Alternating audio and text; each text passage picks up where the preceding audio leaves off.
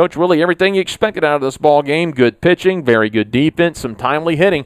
Could have gone either way, and it goes to extra innings, and UCF edges you tonight 5-4. Well, they deserve it. You know, they threw some great at bats together against Paulus. You know, Richardson leads off with a first pitch double, and they squared up our bullpen guy, and we really didn't do a whole lot with Rogers, with their guy. They went to their guy a little bit earlier, and you know, made a little run there in the 10th, and it just wasn't quite enough. And he's tough on left-handed hitters, and he showed it tonight.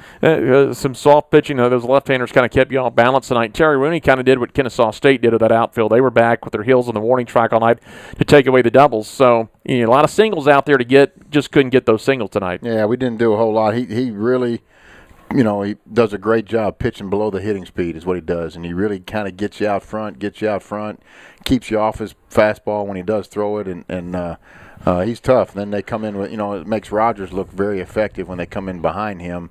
It makes 84 look like 90. Yeah. So good pitching matchup. And, I thought Dan battled. He didn't have his best stuff.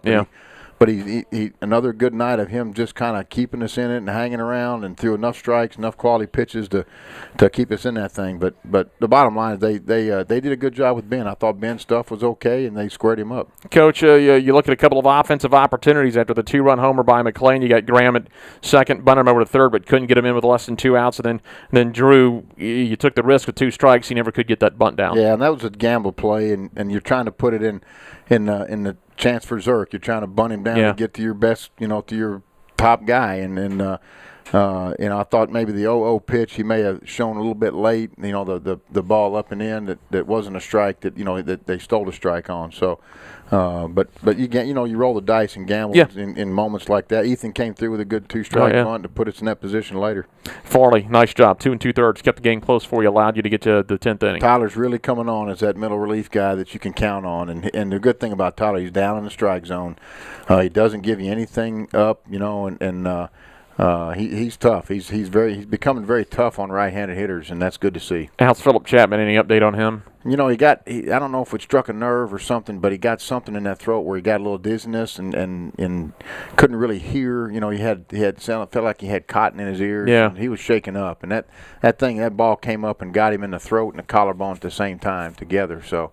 Hopefully we'll get him checked out and see if he can go for us tomorrow. Well, what you hope there's no break in the collarbone or anything. That's not a serious thing to get hit there in the throat, but hopefully no strain, no tear, no kind of break. Because you're down to one regular catcher. I know Jacobs worked as a third-string catcher for you. JD does fine behind the plate, but Chapman's used to being back there and has a lot of senior leadership for the staff. And JD came in and did a fine job, and also JD came in and gave us some quality at bats, I thought, again. So.